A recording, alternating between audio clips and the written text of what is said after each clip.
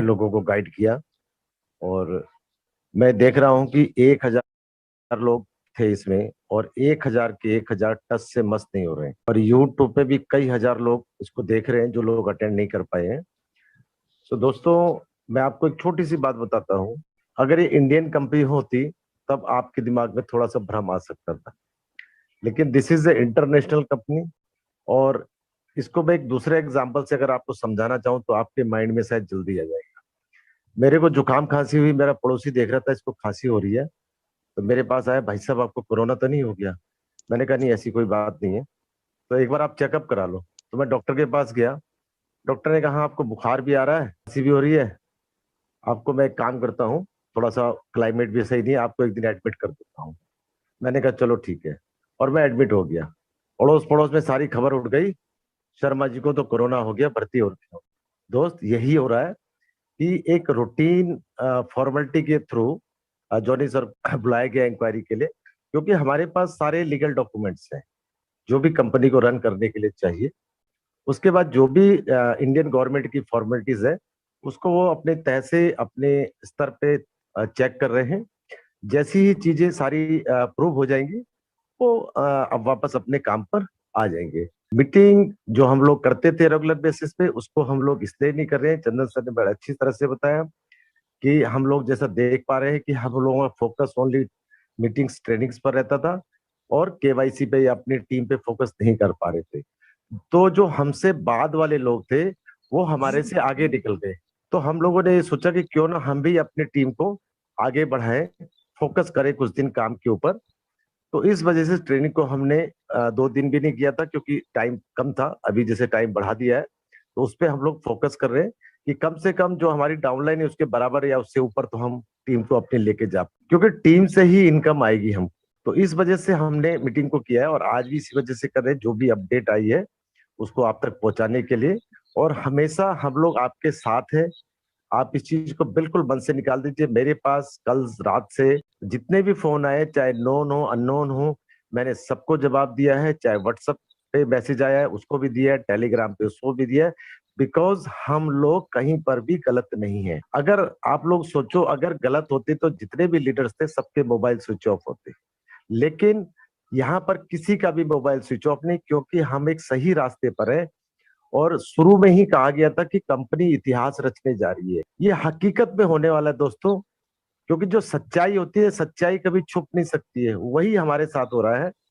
और जब Johnny sir वापस आएंगे काम पर दोबारा से, तो जितने भी नेगेटिव लोग हैं, अगर आप सच में काम करना चाहते हैं, तो अपने गाल पे जोर से थप्पड़ मारना और कहना कि यार मैं गलत था। अपने आप से जो आप नेगेटिव अपने आप को या कंपनी को आप नेगेटिविटी में बोलते हैं, अपने आप को पछतावा होगा खुद से आपको कि नहीं, कंपनी बिल्कुल जेन्युइन थी, मैं ही गलत था। इस चीज को बिल्कुल भी दिमाग से निकाल दीजिए। जो आज न्यूज लेटर आया उसमें क्लियर कट कंपनी ने बोला है कि ऐसे ऐसे हुआ है। अगर ऐसा कभी होता है तो कोई कंपनी डिक्लेयर नहीं करती कभी भी। ये तो तो इतिहास कुछ का कहना पहला, चाह। जी इतिहास का सर, तो जी सर। पहला ऐसा कंपनी जो खुद बता रही हाँ। है कि मेरे साथ, जी। मेरे इंडिया स्टाफ, इंडिया के डायरेक्टर के साथ ऐसे हुआ। नहीं तो कंपनियां हाँ। छुपाती है इस चीज को। जी सर, जी सर।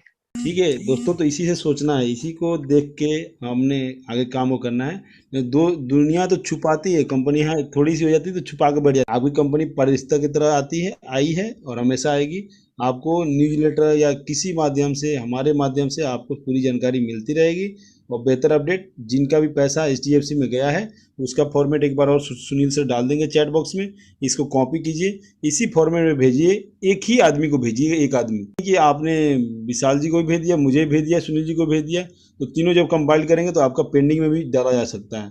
तो इसलिए थोड़ा सा अपने आप को, इस ज़्यादा चालाक बनेंगे तो हमारे पास भी बहुत सारे चालाक लोग बैठे हुए हैं, वो एक्सेल सीट में मरेंगे, आपका डाटा पूरा बाहर आ जाएगा। एक्सेल सीट में मारेंगे ना, पूरा सर्च करके पूरा डाटा आपका बाहर आ जाएगा। इसलिए एक आदमी, एक ही बार चालाक बनिएगा, एक आदमी को ही अपना सेंड कीजिएगा डाटा।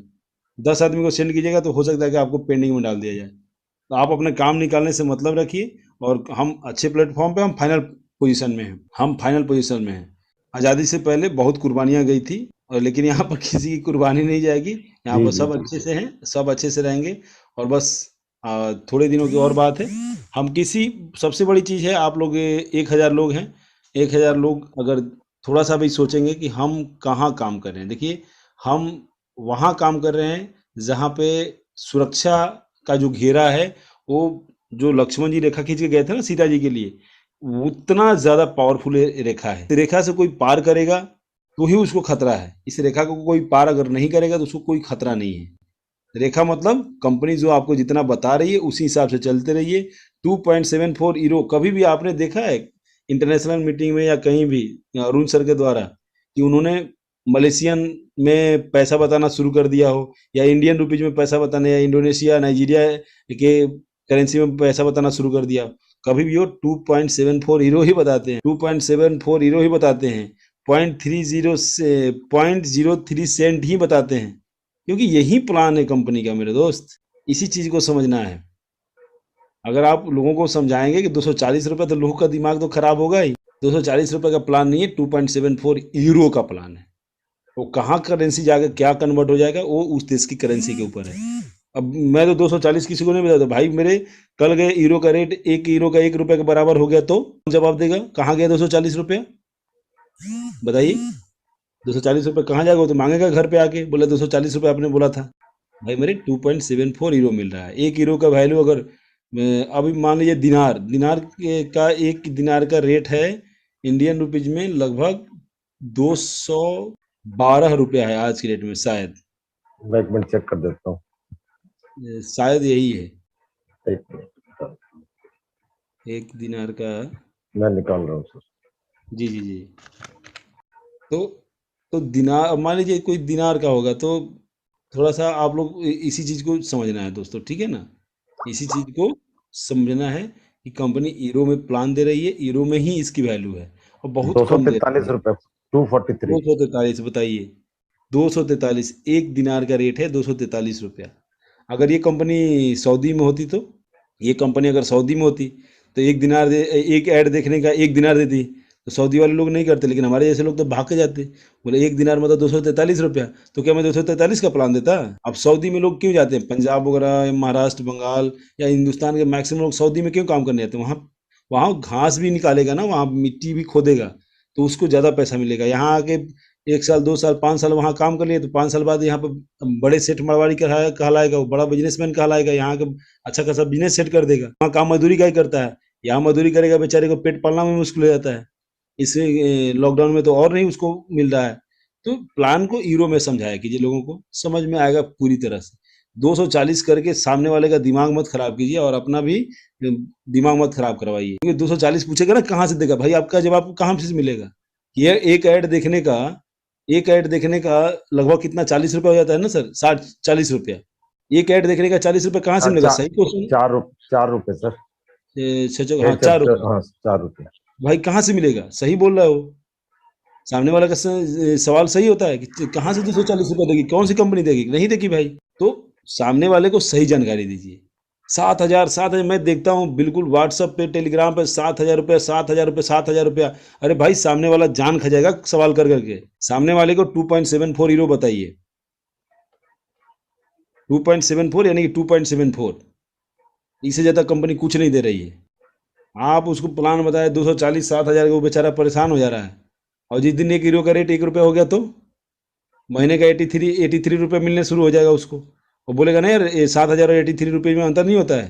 तो ये कंपनी यूरो में डील करती है, यूरो में ही आपका पैसा लेती है, यूरो में ही आपका पैसा देगी ना। ये ऐसा नहीं है कि इंडियन रुपीज में पैसा ले रही है और इंडियन रुपीज में देगी। लोगों का अपना अपना तथ्य है, लगाने दीजिए। 30 लाख बोलते हैं, 30 लाख गुना 1150 मतलब कितना हो गया? अरे भाई मेरे, हम जब ज्वाइन किए थे 1550 रुपये दे के ज्वाइन किए थे। स्टार्टिंग में केवाईसी कराए हैं, उनसे पूछ लीजिए 1550 रुपये दिए थे, लेकिन 1550 नहीं दिए थे ना, हम तो $20 का भुगतान किए थे। हाँ $20 का। हम तो $20 का भुगतान किए थे। जो चीज है सही चीज जानकारी दीजिए। अब मेरे जो यूट्यूब चैनल है, यूट्यूब चैनल पे अभी बना है कितना 82 या 83 डॉलर बना है। तो $83 बना है ना। अब उसको मैं काउंट कर दूं तो बोलूँगा 5,500 रुपया बना है। 5,500 थोड़े बना है मेरे भाई। और जो 100 हो जाएगा और उसमें से जो इतना यूट्यूब चैनल को काटना है उतना काटेगा, बाकी मुझे रिलीज कर देगा। लेकिन 100 से ऊपर होगा तब वो रिलीज करेगा। ये इंटरनेशनल ट्रांजेक्शन का रूल है। तो आपके वॉलेट में भी जब 100 यूरो हो जाएगा, ऐड देखेंगे तब मिलेगा। एक ऐड नहीं देखेंगे आपको 1 रुपया नहीं मिलेगा, आप स्किप कर नहीं सकते। यही प्लान समझना है, यही प्लान समझाना है। चलिए बहुत बहुत शुक्रिया आप लोगों का।